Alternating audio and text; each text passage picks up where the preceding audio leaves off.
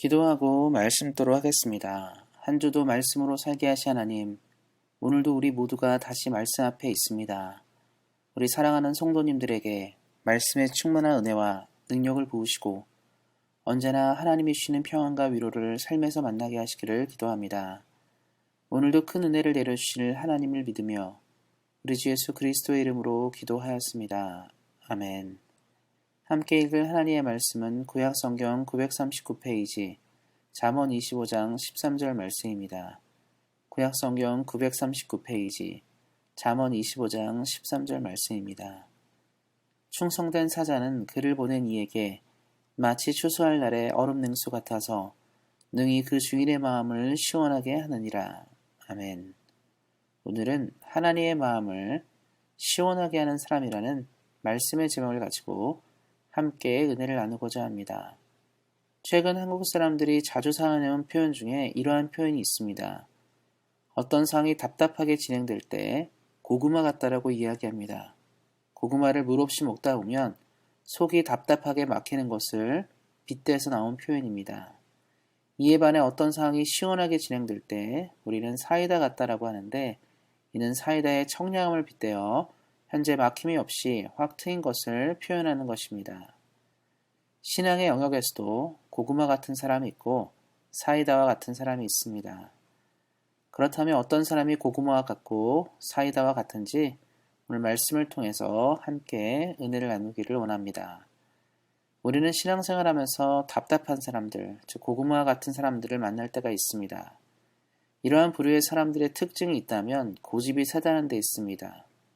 고집이 센 사람들은 주로 생각이 굳어져 있어 다른 사람의 조언과 이야기에 귀를 기울이지 않는 경우가 참 많이 있습니다. 그래서 언제나 소통이 멈추는 지점이 생기게 됩니다.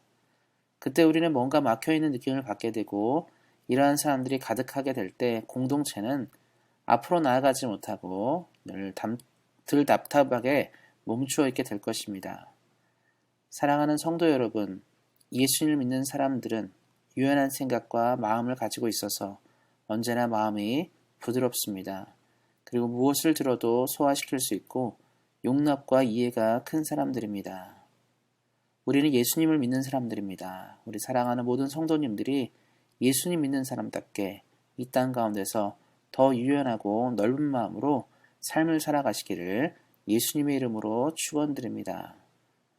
또한 우리는 신앙생활하면서 언제나 유연하고 막힘없는 사람들 만나기도 합니다. 그러한 사람들을 우리가 만나게 될 때 공동체는 행복해지고 언제나 사이다와 같이 막힘없이 청량한 분위기를 느끼게 될 것입니다. 오늘 본문은 이러한 사람들, 사이다 같은 사람들에 대해서 이렇게 말하고 있습니다. 주인의 마음을 시원하게 하는 사람이라고 이야기합니다. 이러한 사람은 교회를 살게 하고 하나님의 나라를 살게 하는 역할들을 합니다. 만일 우리 안에 사이다와 같이 시원한 사람들이 넘쳐난다면 우리 온상교회는 하나님이 기뻐하고 무척 마음에 들어하는 교회가 될 것입니다. 그러하면 어떤 사람이 하나님의 마음을 시원하게 하는 사람이 될 수 있을까요? 먼저 하나님의 마음을 시원하기 위해서 가장 필요한 것이 있다면 본문에 나온 것처럼 충성입니다. 성경은 충성을 이렇게 설명하고 있습니다. 추수 때 얼음 냉수와 같다라고 이야기합니다. 추수하는 농부들을 한번 떠올려 보시기 바랍니다. 1년간 수고한 작물들을 거둬들이기 위해 구슬땀을 흘리며 노동하는 농부들에게 차가운 생수는 갈증을 내려주고 시원함을 뼛속까지 전해주는 역할을 합니다. 세상에 어떤 것보다 노동하는 사람을 시원하게 해주는 이러한 생수는 다시 일할 힘과 능력을 얻게 합니다. 이렇듯 충성은 하나님의 나라를 시원하게 하고 새 힘을 나게 하는 것입니다. 하나님은 이 땅의 역사를 이루시면서 언제나 하나님의 사람들과 일을 진행하셨습니다. 그때마다 하나님이 선택하고 사용한 사람들의 특징은 그들이 잘나고 대단하고 부유하고 훌륭한 사람이 아니라 늘 충성했던 사람들이었습니다. 사랑하는 성도 여러분, 우리는 어떤 가운데 있습니까? 우리도 그들처럼 한결같은 마음으로 하나님을 향해 충성하고 있습니까? 만일 우리 사랑하는 성도님들이 그러시다면 이미 우리 성도님들은 하나님의 마음을 시원하게 하는 사람들입니다. 혹 그렇지 않으시다면 이제부터라도 신실한 마음으로 하나님을 향한 충성을 다하셔서 하나님의 마음을 시원하게 하시는 우리 사랑하는 성도님들 되시기를 예수님의 이름으로 축원드립니다. 그리고 하나님의 마음을 시원하기 위해서 필요한 또 한 가지는 하나님의 마음을 아는 것입니다. 과거에 왕의 명령을 전달하는 사신들이 있었습니다. 지금으로 치면 외교관이나 특사라고 생각하시면 됩니다. 이들은 외교 무대에서 왕의 뜻을 상대방 나라에게 자세히 전달하는 사람들이었습니다. 만일 어명을 받은 사신이 이를 곡해하거나 오해한다면 외교 문제나 전쟁이 날 수도 있는 중요한 상황이기에 언제나 왕의 마음을 잘 헤아리는 사람들이 사신이 되곤 했습니다. 현대에서도 대통령의 중요한 생을 가지고 상대방의 나라에 파견되는 특사들이 있습니다. 특사들의 역할은 역시 대통령이나 총리의 생각을 100% 상대방에게 전달하는 것입니다. 이와 같이 하나님은 우리를 특사로 이 땅에 보내셨습니다. 이 땅의 사람들에게 하나님의 나라와 복음을 나누도록 우리를 먼저 선택하시고 은혜를 베푸셨습니다. 그래서 우리는 우리를 부르신 하나님의 뜻을 잘 알고 세상에 하나님의 명확한 뜻을 전달할 수 있어야 합니다. 과거의 왕의 사신이나 현대의 특사들을 통치자의 의중을 잘 전달하기 위해 부단하게 통치자와 소통할 것입니다. 그들이 전해주는 말로 나라가 살기도 하고 죽기도 하기 때문입니다. 그래서 지도자의 마음을 아는 것은 매우 중요합니다. 우리는 늘 우리의 왕이신 예수님을 알아야 하고 그의 뜻을 알기 위해 매일매일 부단히 애써야 합니다.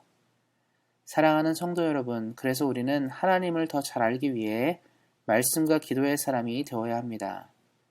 우리가 하나님을 잘 알수록 우리는 하나님의 마음을 시원하게 전달하는 신앙인이 될 것입니다. 우리 사랑하는 성도님들이 날마다 말씀과 기도로 하나님과 친밀한 삶을 살아가시기를 예수님의 이름으로 축원드립니다. 기도하겠습니다. 하나님, 우리 사랑하는 성도님들 언제나 충성된 사람으로 이 땅을 살게 하시고 하나님의 마음을 누구보다 잘 알게 하시기를 기도합니다. 언제나 우리 삶에 가장 좋은 것을 주시는 하나님께 감사하며 우리를 구원하신 우리 주 예수 그리스도의 이름으로 기도하였습니다. 아멘. 이어서 기도하는 시간 갖도록 하겠습니다. 같이 기도하실 때 내일 있을 주일 예배를 위해서 예배를 통하여 하나님께 영광 돌릴 수 있도록 말씀을 전해주시는 목사님께 영으로 함께하여 주셔서 귀한 말씀 나눠주실 수 있도록 기도해 주시고 내일 예배 후에 있을 재직회와 또 다음 주에 있을 공동의회를 위해서도 기도해 주시기 바랍니다. 온세영 교회가 주의 말씀과 능력과 은혜 가운데 성장하는 교회가 되고 이 시대적 사명과 하나님의 부르신 소명을 잘 감당할 수 있도록 교회를 위해서 기도해 주시기 바랍니다. 우리 안에 몸이 연약한 분들이 말씀의 능력과 은혜로 회복할 수 있도록 기도해 주시고 이 기간에 코로나 기간에 누구도 아프지 않고 건강할 수 있도록 기도해 주시기 바랍니다. 대한민국과 캐나다가 코로나 전국을 잘 대처할 수 있도록 이제 곧 백신이 적용되는데요. 모든 국민들이 잘 맞을 수 있도록 우리가 떠나온 조국과 또 우리가 살고 있는 나라를 위해서도 기도해 주시기 바랍니다. 우리 사랑하는 성도님들 개인 기도 제목 있으실 텐데요. 개인 기도 제목 가지고도 뜨겁게 기도하는 시간 갖도록 하겠습니다. 오늘 말씀처럼 언제나 하나님의 마음을 시원하게 하는 우리 성도님들 되시기를 예수님의 이름으로 축원드립니다. 오늘도 말씀 안에서 은혜 안에서 승리하세요. 주의 사랑으로 사랑합니다.